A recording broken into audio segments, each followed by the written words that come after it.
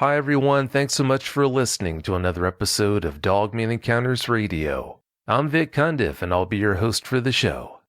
Before we bring on tonight's guest, if you've had a Dogman encounter and would like to speak with me about it, whether in private or on the show, please go to dogmanencounters.com and submit a report. I'd love to hear from you. If you've had a Sasquatch sighting and would like to be a guest on Bigfoot Eyewitness Radio, please go to bigfooteyewitness.com and submit a report. On last week's show, Kyle came on and told us about the 2 Dogman encounters he had in the Daniel Boone National Forest. After he told us about the 2 encounters he had, he was in no shape to answer several questions I had for him about those encounters, so we just called it a night. Fortunately, though, he's agreed to come back on this week's show and answer those questions for us. Kyle, thanks for coming back. Thanks, Vic. It's good to be back. Oh, it's great having you back. Kyle, how would you compare the way you were before last week's show to how you are now? Well, after reading the comments and stuff like that, I didn't know how it was going to go last week, and I was very timid about coming on the show, and a lot of my people are so backwards out here, it's hard for us to trust people. But after I seen the support that the community has had for me, it's helped me out a whole lot. It's helped me with the battle that's been ongoing in my life for a long time. It wasn't all cotton candy and rainbows after my first encounter. I moved through the first, second, and third encounter so quick that there's a lot of blank space that was left out and a lot of my story that was left untold. And I would like to continue to tell the story that was left untold. Are there any things like that you'd like to touch on now? Not in this moment, but there's a lot of details that was left out because in the experience itself, telling about the experience, you're putting yourself in that moment in time. You're going back and trying to recollect that, and the whole time it's very traumatic, and you're reliving that, and you're trying your best to get through it as quickly as possible. And there's a lot of things that people had brought up in the comments about description on the face and everything, just little things like that were left out that I did see. And I do want to let the community in and let them know the description, because I'm here to help people and to help myself. And so far, this show has changed my life. And I say that, and you're going to find out why. Well, I'm so glad it has. From what I understand, your wife's reaction to listening to last week's show surprised you. It actually surprised you quite a bit. What more can you tell us about that? Well, my wife she's had a pretty traumatized life in itself, and it's something totally different from Dogman that I don't want to get into, and it's really hard. And so she always thought, when I told her about everything I went through, she always thought it was kind of silly that I believed in something that wasn't real, but she was able to listen to the episode. And when we lay down in the bed and I turned on the computer and I hit the play button, start to finish, she didn't say a word. She's quirky and laughs and giggles and goes on normally and pokes fun at me every time she gets a chance. She didn't say nothing. She listened to the whole thing in silence. And at the end of it, by the time it was over, she was crying. And she knew when it was over that I went through this, and it hurt me and affected me. She sees that it's part of me as a man and as a husband, as a father, that this experience, what it's done to me. And like I said, it hasn't been all cotton candy and rainbows. It's been, I've went through a lot that you all don't know about. Well, I'm so glad you two had a chance to lay there together and listen to it that way, and that she had a chance to get a better feel for what you actually did go through. The fact that she knows about all that now, yeah, I've got no doubt that as far as her ability and her willingness to support you, yeah, it's going to be off the chart now compared to how it ever would have been before. Oh, yeah, absolutely. And, I absolutely agree with what you just said, because I didn't want to talk to my wife and tell her I was coming on Dogman Encounters, and if it wasn't for Vic saying, maybe that is something that you should talk to your wife about, because I didn't want to. He didn't pressure me or force me into it or nothing like that. He said, well, if that's the way you feel, then we can go on from there. But I decided that I'd take his advice and I'd talk to her about it. And to tell everybody out there the truth, it's helped me in my relationship. It's helped me become closer with my wife. She understands. She knows what I went through, and I'm grateful that he gave me that advice. I didn't have to take it. He didn't tell me it was ironclad and that what he said goes and it was part of it. He offered it to me and said, maybe that's something that you should talk about if you want to. And at the very beginning, I said no. And I decided to go with what he said to do, and it's really helped me. I mean, it's been a saving grace. Well, I'm so glad it has helped you so much. When you have your spouse behind you the way she is now and supporting you the way she is, yeah, that makes a huge difference. So, yeah, I can't stress how much that's going to help and how happy that makes me to hear that she is that way and she's going to be so supportive now. Before you had your first encounter, had anything happened in the Daniel Boone to you that you think might have been Dogman related? No, I mean, everything before then had been all hunting, fishing. I'd never had any experiences like that. I'd been in Daniel Boone a lot by myself before then. And it was in different parts because I never was this one guy, the type of guy that's going to just stay in one part of a huge, vast, ever-flowing forest. I was going to explore the forest, look for ginseng in different spots and look for different spots I can turn loose my dogs and try to tree a coon someplace or squirrel hunt, and I never had run across nothing like that. But the majority of the places that I've been, especially whenever I was by myself, wasn't that deep into the Daniel Boone at that point. Well, considering how much you've always loved the woods and doing all those things out there in them, it really is a shame that innocence was taken away the moment that you had that first encounter, but there's not all that much we can do about that. On last week's show, you described some of its features for us, but please describe the Dogman you saw in your first encounter as accurately as you can for us now, from top to bottom. Well, from top to bottom, in the first encounter, I didn't see its feet. It had the abdomen of a man. It didn't have the dog's chest like you'd think, but it had the abdomen of a man. It had hands, such as a human or humanoid type of creature, with fingernails, probably maybe 3 inches maximum. I got a really good look at its mouth because it's point blank. And from its mouth, the corners of its mouth go out past its snout. It goes out past its snout a pretty good ways. Like most dogs that you'd see, whether it's coyote, wolf, or any type of canine that you might have around your house, the corners of their mouth, they stop someplace near the back of their muzzle, of their mouth, of their snout. But it goes well past it, almost to the point where it's on the side of its head almost. And when it opens up its jaws, when it's fully open, you can see kind of like a skin back up underneath the corner of its mouth when it's open fully. When it's open about a halfway, maybe a quarter, it almost looks like a grin. It's not really a grin, but it almost looks like it. It makes you think it's grinning, but it's not. It's just where the corner of its mouth goes up so far on its head, you would think it looks like a grin.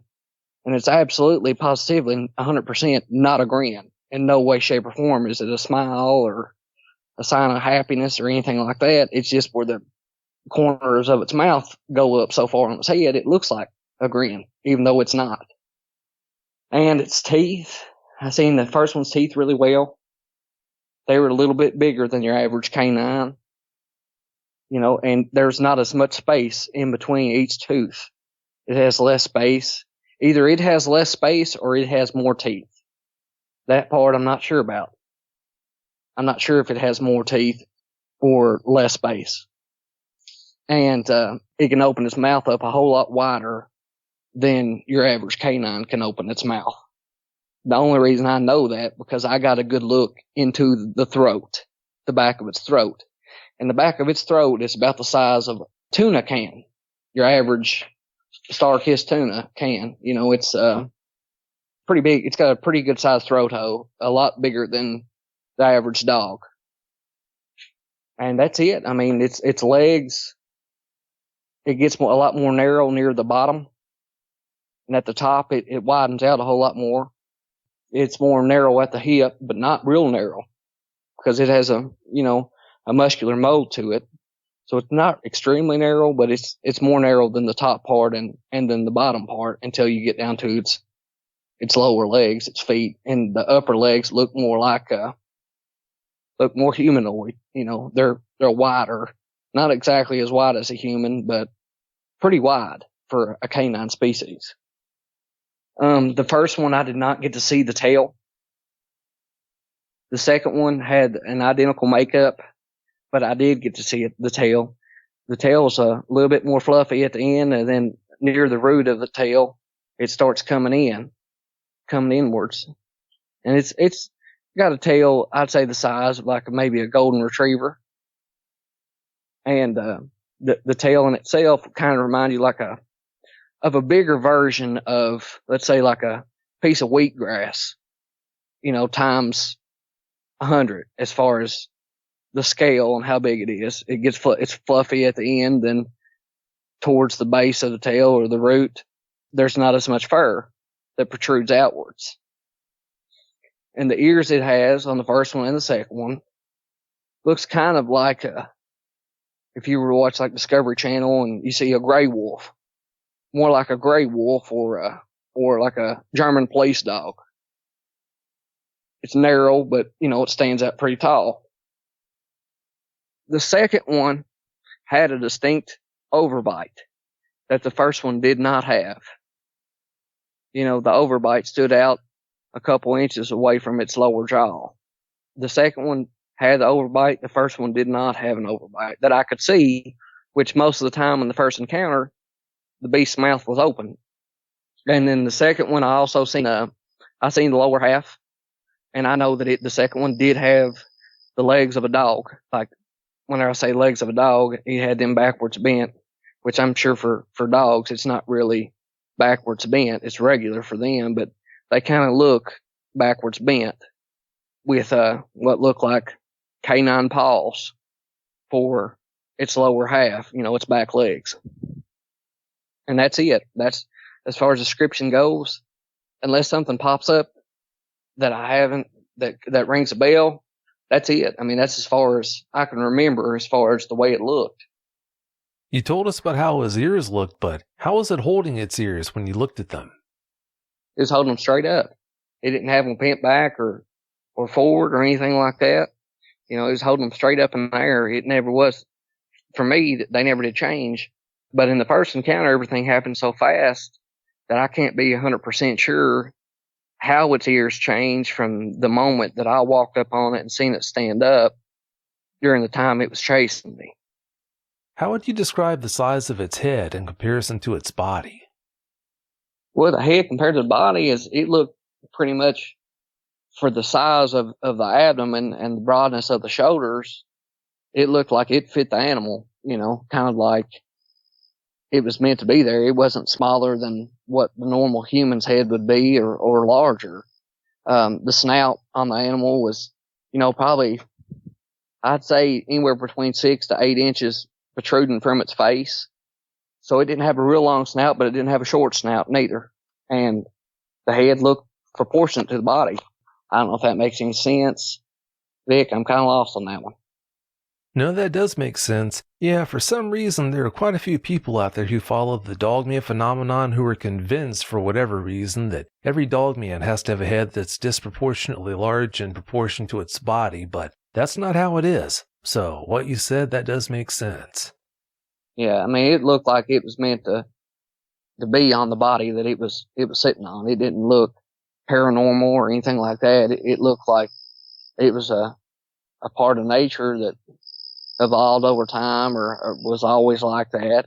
I don't know if these things, how they breed. I know a whole lot about hounds. I can tell you a lot about hounds because my whole life I raised and sold and trained and the hounds, all different types of breeds. And I don't know how these things breed, if there's other different types of species of dogmen that are out there, and if they're able to be compatible with one another or anything like that. Because both the ones I seen were exactly the same as far as color and movement, and the only thing that was different was the stance. In my first encounter and the second encounter, they were different, and I know 100% for sure that they were different because of the hounds that I've raised on the stance. You know, I know when one is being aggressive and one's not being aggressive, and one's trying to establish dominance and one's trying to whimper away. I know the looks of them. I can tell by the looks of them from the ones I've raised, and they act similar. And I feel like the dogman is somewhere in the family tree of this creature is an actual canine or a wolf. I feel like they're very close as far as what's in their genetic makeup. Oh, I couldn't agree more. When you look at canine-type dogmen's anatomical features, they must be members of the canine family. Type 3s are a totally different matter though, but yeah, we're not going to get into that tonight. You told us about going around the cliff last week, but how far were you from your truck when you had that encounter? The first encounter, I was 700 yards away from the truck. Very first one, because it went on top of the cliff, and then, as I said, over the backside of the cliff. Because the cliff itself was, I don't know, maybe 300 yards from the truck, because you could see the outline of it. Once a cliff's so far out, even in the dead of night, you'll always be able to see cliffs, even if it's almost pitch black. If there's some source of light, you know, a star out or anything like that, it will protrude enough light off of that cliff for you to see it, even in the darkest woods. And at night, when you're traveling through the woods, if I ever get turned around or lost for some reason or just forget where I am, then I'll take my light and I hold it to my chest so that I cannot see the areas that my light is hitting, and I can see the full picture. And whenever I stick my light to my chest, I can read the tree line and the cliff line and the mountain line, what it looks like compared to the sky, and I can get my way out of the woods back to where I need to go because I know the area that I'm in based on the ridge lines and the cliff lines and the tree lines. And, you know, you can see all that stuff a whole lot better when your light's not shining. Oh, sure, yeah, that makes good sense. Anyone who spent time in the woods would understand what you just said. Do you have any opinions on why it started attacking those coyotes the way it did? Well, honestly, I believe from the smell of its breath, as I said in the last episode, where I got that really good smell of its breath, and it smells like puke from a vulture. But a vulture or buzzard, that's the only two animals I've ever smelt that had that distinct smell. There's never been another animal. None. And I've been in the woods my whole life. I've never smelt that smell from only two creatures. One's a dogman and the other one's a buzzard or a vulture. That's the only two I've ever smelt like that. And so I feel like that the dogman, how it hunts, is that it's a creature that scavenges. I mean, it eats dead animals on the side of the road or anywhere, any dead type of animals that's part of its diet. And also, it's a creature of opportunity. I feel like the night of the very first encounter, that what it was doing was, we were out coon hunting with our dogs, old Jake and Bo, and our dogs were looking for the coon. And they treed that coon, or where they thought that coon was at. And those coyotes, they heard the dogs in there treeing, and they decided they were going to go pursue our dogs. You know, they decided that that's what they were going to eat because they could hear them and they knew the location they were at. And then after everything broke out and the fight broke out, I feel as if the dogman was someplace in the vicinity or maybe even further off and heard the fight breaking out and thought, you know, this is my opportunity to go in there and get my meal. Because I can just sneak right in there and get my meal right in the midst of all this fighting, and it'd be easy. They wouldn't even know I was coming. So I feel like, you know, it's an ambush type animal. And from my third experience where I seen the tracks, and I know for sure that it followed us in there to where we were scouting, that it was actually in an ambush type mode. It did not want to be seen, but it wanted to know what we were doing.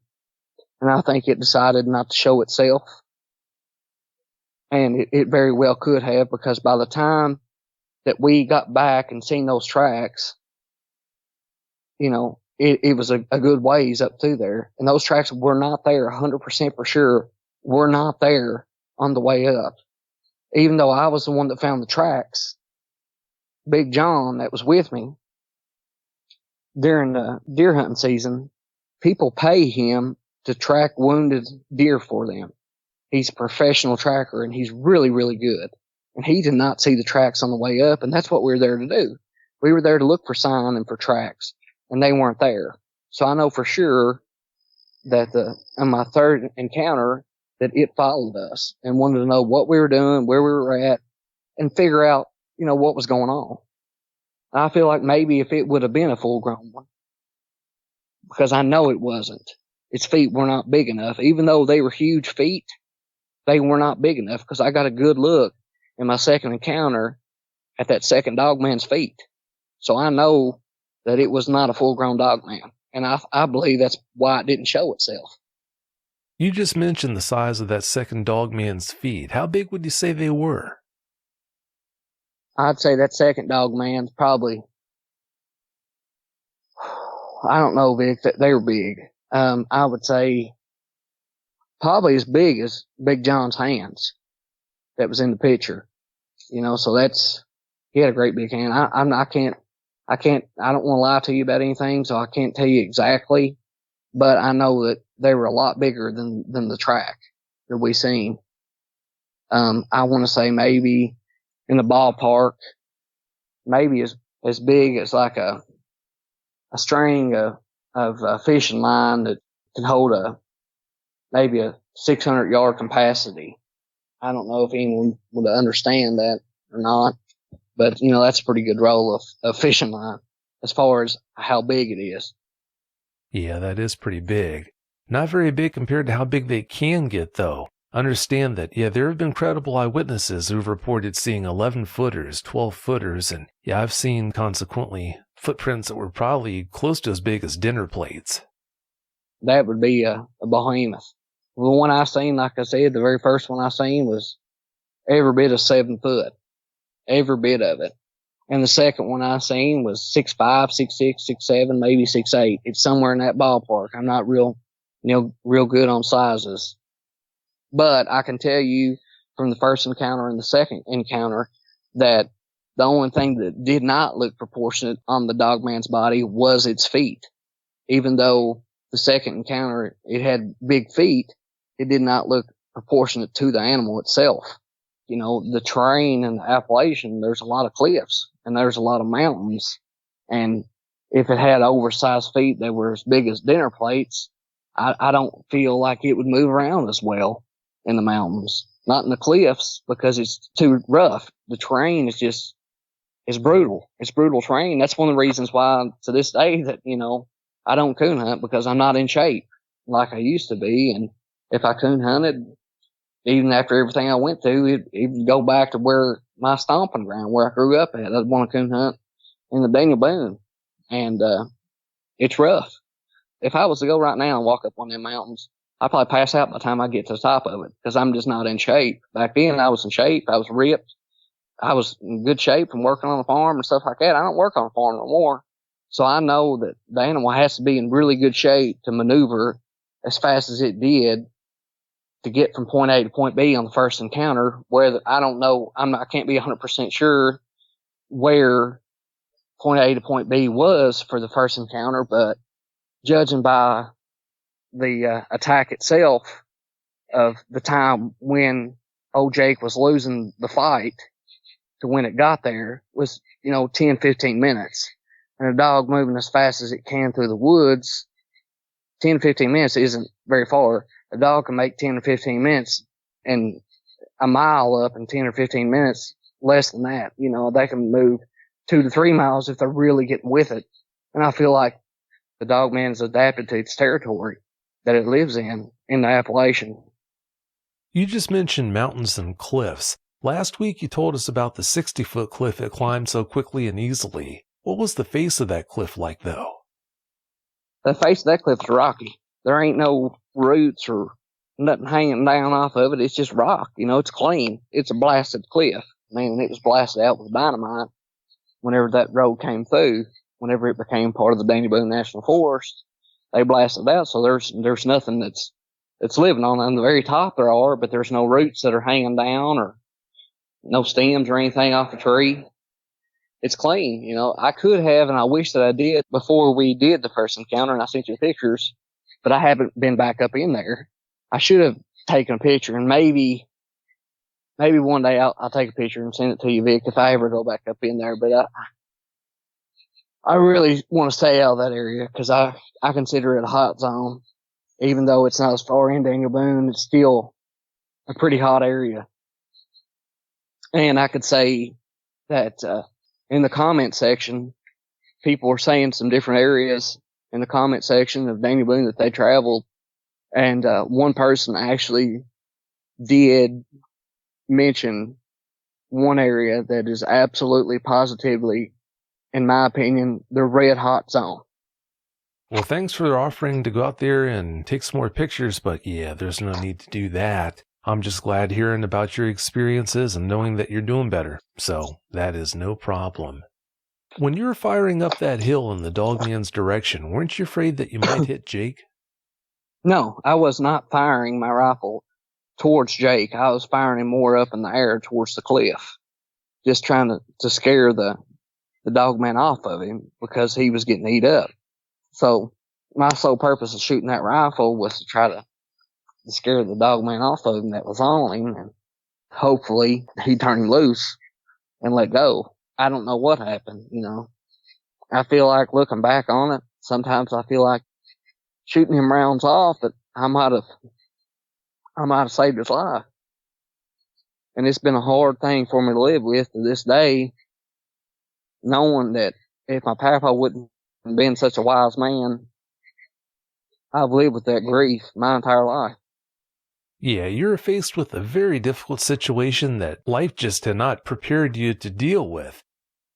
Looking back on how things played out that night, do you think you made it out of the woods without a scratch because you got away from it? Or do you think that Dogman let you get away?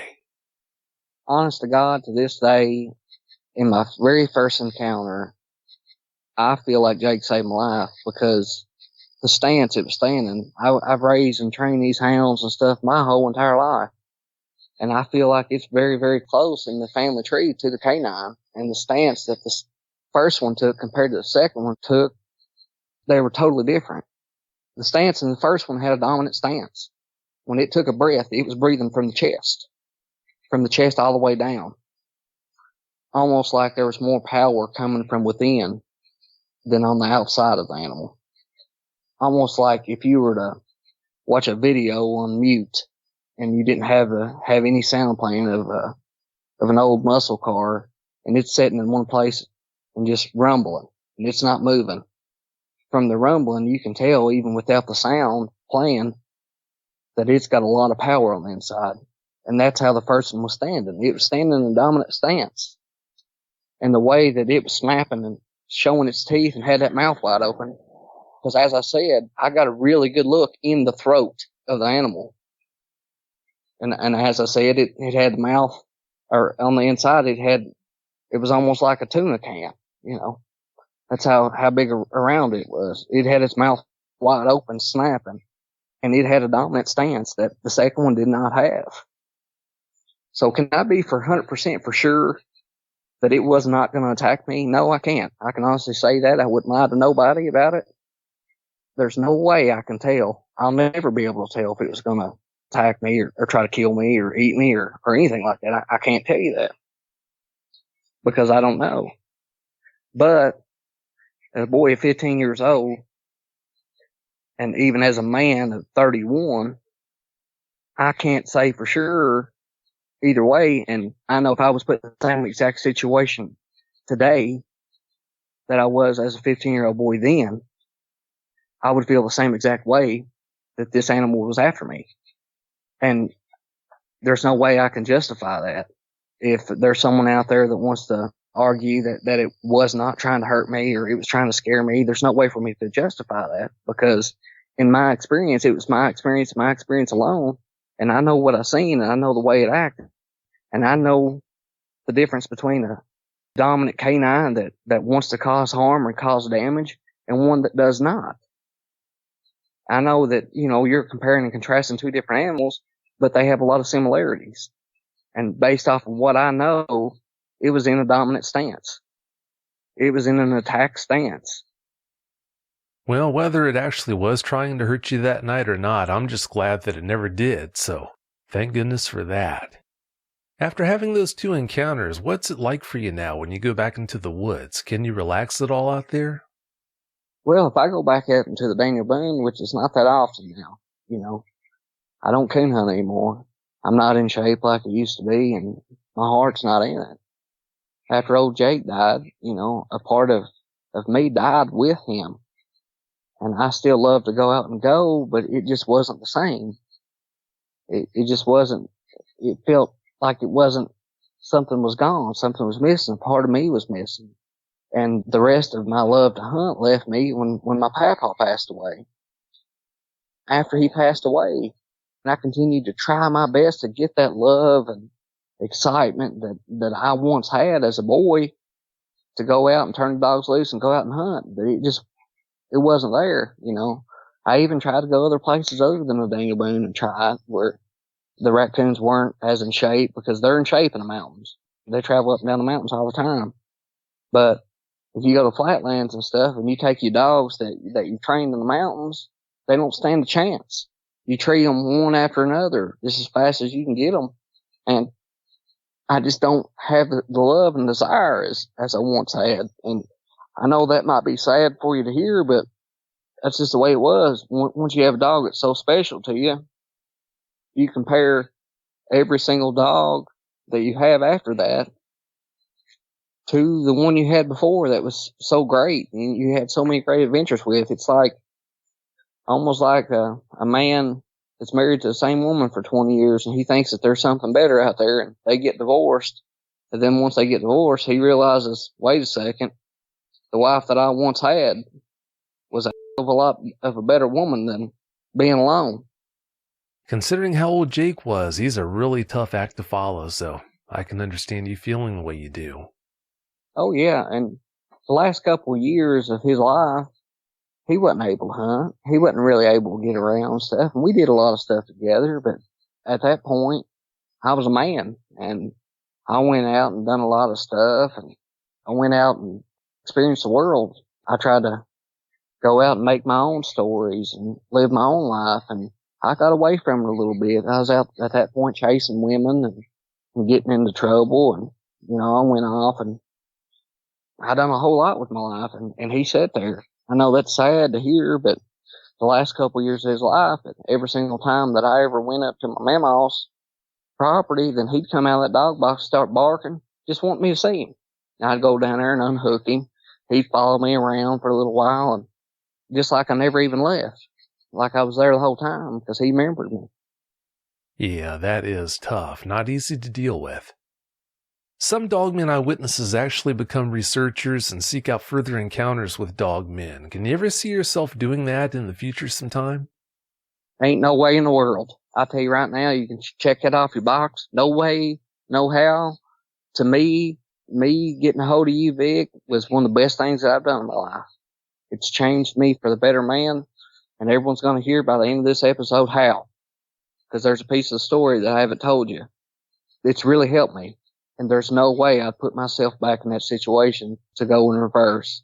But as I said before, if there's someone that not just any happy-go-lucky hunter that's going to take a gun out and kill them, because I'm not a killer. Most of your hunters are conservationists. We believe in conservation first.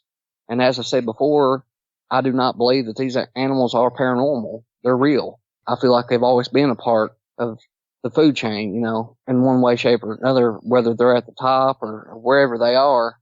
I feel like there's no way that I'd want, even after everything I've been through, I don't want these animals abolished, wiped off the face of the earth, because how many attacks and kills have you heard of? I mean, there's probably some out there for sure that you haven't heard of. And there's probably a lot more livestock and everything like that. But if this animal's so rare, it's such a rare jewel that even though it's hideous and scary, I don't want to see them dead. I don't want to see them killed. I'm a conservationist. There's not that many of them. Even though in some areas it's thicker than others, it's a part of the habitat. And I don't want to see them go away. You're a good man. I've got to give it to you. A lot of people who had experiences like the ones you had, yeah, they definitely wouldn't feel the way you do. The only way I'd ever kill one is if it was in the same situation that I was in the first encounter as an adult now, and I had the firepower to actually kill one. I absolutely positively would kill one in that situation as I was in my very first encounter. But there's no other situation beyond that I would kill one. I wouldn't do it. It's part of conservation. There's not enough of them. It still stands. Like I said, you're a good man for feeling the way you do about all this. You might not want to do any field research, but do you have a thirst for knowledge about dogmen now that you've had those 2 encounters, or would you prefer not to think about dogmen any more than you have to? Well, I would prefer not to think about them no more than what I have to, but if I have an opportunity to help someone, then I would talk about the dogman. It's not something that I'm going to bring up over dinner, or anything like that, but if I have the opportunity to help someone who really needs the help, then that would really be the only situation. Or if I have the opportunity, before you and I started talking, I needed someone to talk about this with because I didn't have anyone. And so that's the only reason really why you and I met, how I reached out to you just a little bit with just a small portion of my encounter, what happened to me. And you got in touch with me and said, listen, I'm here to help. Let me know your story. Tell me what happened. I've always tried to handle it myself because that's part of my upbringing here. We try to take care of stuff ourselves, and that's how I was taught. And in situations like this, there's not a whole lot of people to talk to. You can only help yourself so much, and if it doesn't work, then you've got to look elsewhere and reach out and try to find some help. To someone who's had a similar encounter because there's no one else out there. Well, it goes without saying, I am so glad that you know about that community that's out there to help support you and other people like you have had encounters. So thank goodness for that. You mentioned that you had problems with nightmares earlier. What kinds of problems have you had with them because of your encounters? Well, if we're going to get into that part of it, then I believe it's time for people to know, for me to fill in the people on the blanks. This is the time that people are going to hear a part of the story that's hard. It's hard for me to talk about. You're going to hear the part of the story now that is the sole purpose of why you and I got in touch in the first place, Vic. After my first encounter, I was 15, I was still in school. I'd go to school, and I had a really great upbringing, and I took those values to school with me. And, I got along with everyone. I wasn't in a great big huge school. I was in a small community, a small school. There was no different type of social groups or anything like that because I was in such a small school. Everyone knew each other, and everyone knew everyone's deepest secrets. That's the way it was. And I had a lot of trouble in school after that because of the secret that stayed with me that I wasn't able to tell. Because if I was to tell my encounter and what happened to me, then I would have had a lot of people poking fun at me, And whenever you're a kid in school and stuff, school's already hard enough with puberty and learning about girls and everything else. There's a whole lot the kids deal with. And I hope and pray to God that my kids never have to deal with it.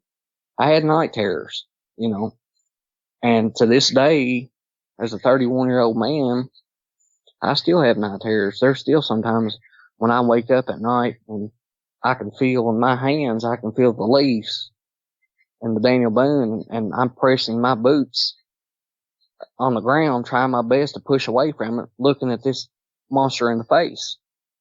You know, and I'm yelling, there's nothing coming out. And I'm yelling, come on, old Jake, come on, put it to him. And there's nothing coming. Nothing. There's nothing coming out of my voice, and it's just closer and closer and closer. And then I wake up, and I don't have boots on. I'm not in the Daniel Boone. I'm laying in the bed sheets next to my wife.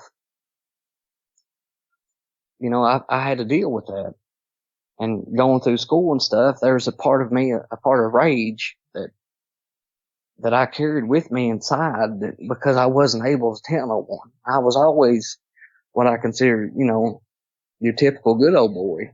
I got along with everybody, and I dated the homecoming queen. You know, I wasn't the worst looking guy. I wasn't the best looking guy. I was just one of the guys, and I got along with everyone. Then something inside of me snapped. I don't know what it was. I just couldn't. I had this part of rage and anger, even though, you know, I know, and I took responsibility in my mind of saying, hey, you know, I know that there's things out there we can't explain, but not being able to tell other people about those things is where the rage came from. I know there's two particular incidents in school where I don't know what in the world happened to me. I snapped and went to a completely different place, and one incident, we was in gym, and we was playing some type of ball game, and this guy said something to me. He got up in my face and pushed me a little bit, saying something to me, and normally I would have just laughed it off. But in that instance, looking back, and I turned 18 while I was this is my senior year of high school. I turned 18 while I was in high school. It's right at the very end. And in that particular incident, something inside me snapped. I went to a dark place. And whenever I did, I hit this guy with everything I had in me. And I snapped his jaw and knocked him clear cold out. His head hit the floor and busted like a watermelon. They had to bring the EMS in. I got arrested in school. I'd hit him so hard that my wrist was broke. And it wasn't until after that I hit him that I realized what I'd done. Then I started thinking, oh my God, what have I done? I've killed someone, even though I didn't. He ended up being all right, you know. And they didn't press no charges or nothing like that. I got suspended from school. And my upbringing, whenever you got suspended from school, you didn't get to stay home and watch TV and everything like that. My mom and dad would send me over to my papa's house because they worked during the day, and I had to work. That was part of it. And that's how I figured out that poison ivy does indeed grow on the locust tree, because we'd go out and cut firewood. He'd have me load every single piece up into the back of the truck. And that particular time, he told me, locusts don't grow poison ivy, boy. And I'm extremely allergic to poison ivy. He took off my shirt, loaded all day long, loaded up locust wood in the back of the truck. Got poison ivy all over me. And then, you know, there's another fight that happened. And I wasn't the guy to get in no trouble or nothing like that. My grades slipped. And I had this anger and this rage that I just couldn't, because there was no one I could tell, especially at that point in my life. You know, and I got in another fight, and in that fight, I ended up actually getting a fight with two people at the same time, and one of the boys I actually hurt pretty bad, and every single time my mind would snap off to a different place. And for a long time, I think it was 6 or 7 years, I was on a diversion agreement from the court, because the very first fight I was in, his family dropped the charges because we were friends. I did this to one of my friends. And the second fight I was in, the family dropped the charges, but the school picked it up, and I only had 2 or 3 months left to graduate. I was on probation from that. And I had a cast on my hand on my wrist for a few weeks. Well, I had all that trouble in school and stuff, and, you know, I graduated, and my grades weren't like they once were. And, you know, I used to have A's and B's and occasional C, then I became a B, C, D student, you know. And a few years after old Jake died, well, not even a few years, it was just a year, less than a year. He died in 2009. Hurricane Ike happened in 2008, and Jake died in the spring, and after he passed away, I decided, that I was gonna go out and explore the world. I was already out of school, and that's whenever me and Jim left and went down to Texas. Jim's one of my buddies that helped me get through a lot of stuff. There's only one person, my grandfather, that knew, and I confided in everything about everything that happened. But Jim was the second person, and he was able to help me a lot. At least that's what I thought. And we went down to Texas and the Galveston area, in Jamaica Beach and Beaumont, and I met this Mexican fella named Eduardo. He taught me a lot about sheetrock and drywall, and I helped him rebuild and made money, and I help people because that's part of my upbringing. I was able to get paid for it, and I learned a lot as a man. And then while I was down there, my mother called me and said, things are starting to turn sour here in Kentucky. You probably need to get on home whenever you can. And I came back home. Me and Jim came back home, and, they shut down the coal mines. When they shut down the coal mines, I had a lot of cousins and friends and stuff that lost their houses, and no other work was brought in that area. And that's why a lot of people here in Kentucky are so backwards in the East, because they don't trust a lot of people. That's another reason why it was hard for me to reach out and talk to Vic in the first place, because we have a lot of trust issues. And after they took out the coal mines, I seen my cousins and stuff. I seen them lose their house, their vehicles. I seen them not be able to pay their bills and not be able to buy food, or lose their kids. Their kids get taken away from them. A pretty hard situation. And then I seen a lot of them turn to drugs because that's all they had left, and at least that's what they thought. And I ended up burying 7 of my cousins during that time. And every single one that we buried, I packed the casket on. My buddy Jim was right there with me the whole way. And during all of it, my friend Jim was there helping me. And I went on there a couple years later, and my cousin called me up and said that, he was hanging out with these 2 girls. And I went over and hung out with them. And I walked in, one of them, beautiful blonde hair, blue eyed girl. And after talking to her for a few minutes, I knew that I was going to make her my wife, and we were going to be together. And sure as the world, we did. We got married. As time went on, not even a year later, we had our first son. And whenever I went and met my wife, my friend Jim was with me. And whenever we had our first son, Jim showed up, and he was there. My second son was born. My friend Jim was there, helping me stay level-headed and down to earth. And I was still having these night terrors. And then my little girl was born, and my friend Jim was there. And sure as the world, some time went by, and I was writing into the Dogman Encounters to Vic, and he reached out to me, got a hold of me that very first time, and said, I'd like to set up a time to speak with you. And I just wrote a little bit about my encounter, not very much. And then I gave him time to get up with me, and whenever he got up with me, before we even started talking about it, I told Vic that, I'm going to pour me a glass of Jim Beam. So what's helped me suppress everything was no friend at all. It was actually self-medication with Jim Beam, bourbon and whiskey. And that's helped me get through. It's helped my night terrors. When my kids go to sleep at night, then I'll get Jim Beam out. Jim Beam lives in my freezer. He lives in my second stowaway box, in my tackle box in my boat. He lives in a glove compartment of my tracker. And that's what's helped me get through. I told Vic on that night that I have a drinking problem, and that's what's helped me get through all these years and keep everything down. And it's hard, and it's embarrassing to talk about.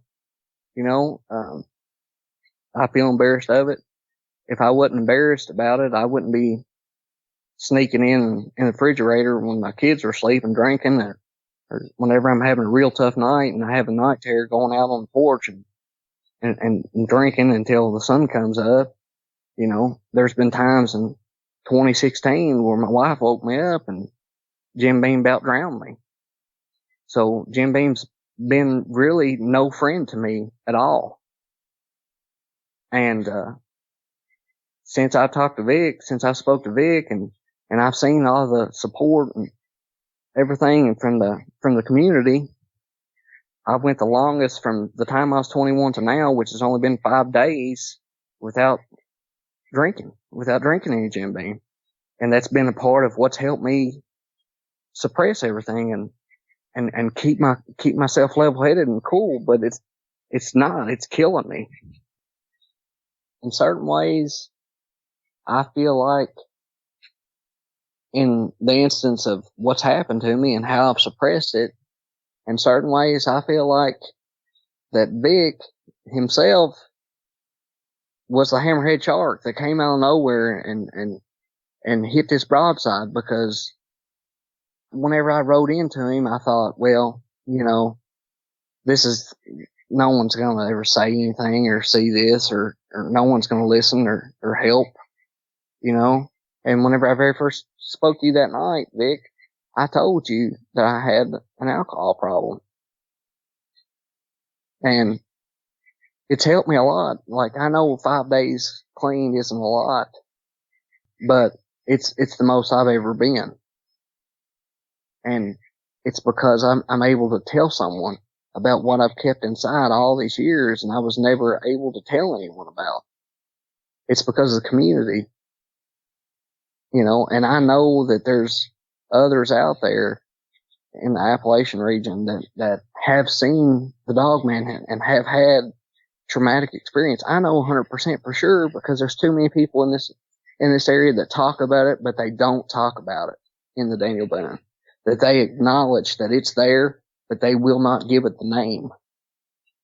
There's way too many people. And there's a lot of people in this area in the Daniel Boone that blame accounts of what's happening in the wildlife in this area on the Dogman, but they will not give it the name. They'll say the thing in the woods. And hopefully by me talking to you, by me trusting you, by me coming to you with this, if they can hear it, then they can come out. There's help. You know, there's people out there that you can trust. I know not everyone, but a lot of people were done wrong, and they feel like the whole world turned their back on them in this part of the country. But there's help. People need to hear your story if you're listening to this. There is help for you. I realize I've beaten this to death, but like I've told you several times before, I'm so glad you found out about me and decided to reach out. It's so good to hear that you're doing so much better now. But having said that, Kyle, we're about out of time, but before we get out of here, do you have any closing comments you'd like to share?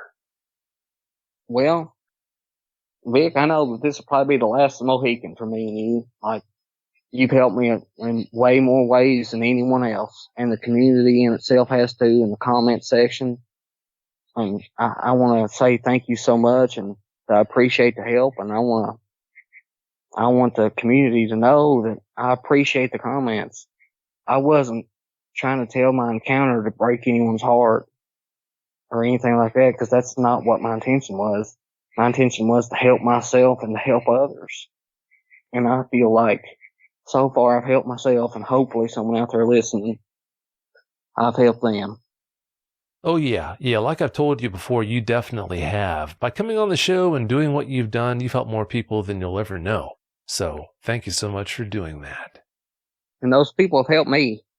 Believe it or not, if you're listening to this and you were one of the people with the positive comments, you know, I'm sorry that this story isn't one where at the end of it I can say, you know what, stay golden. Life's not all rainbows and cotton candy. It doesn't have the best ending, and I'm sorry that I could not give you the best ending, because that's not what my life is.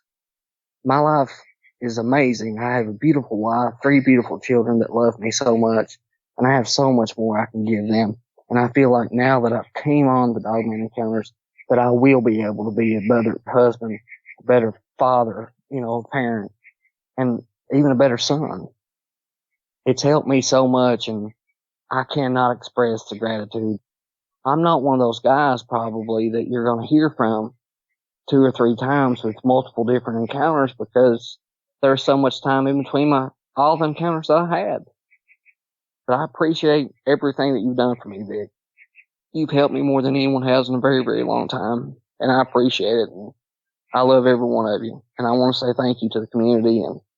And if there's any way at all that you can help the community grow, I don't know what that would be doing, but if there's any way you can help them grow, then by all means, more people need to know about this. And there's a lot more people out there, including the people of Appalachian, my people, black, white, Mexican, all of them. There's all kinds of people in the Appalachian region that's from the coal mines and stuff that's worked in those areas. You can come out. People need to hear your story. There's encounters that need to be told. Your story can help someone. If you're listening to this, your story can help someone. You know, it might not be today. It might not be tomorrow. It might not be the day after that. It might not be for a month or two. But one person can click on that link on the Dogman Encounters website or the YouTube channel, and that one story can change someone's life for the better. If you have the opportunity to do that, then your story needs to be told. Thank you so much, Vic. Oh, you know you're welcome. Thanks again so much for coming back on the show and spending time with us like this. I really appreciate it. Thanks again so much. Have a great night. If you've had a Dogman encounter of your own and would like to speak with me, whether in private or on the show, please go to dogmanencounters.com and submit a report. I'd love to hear from you.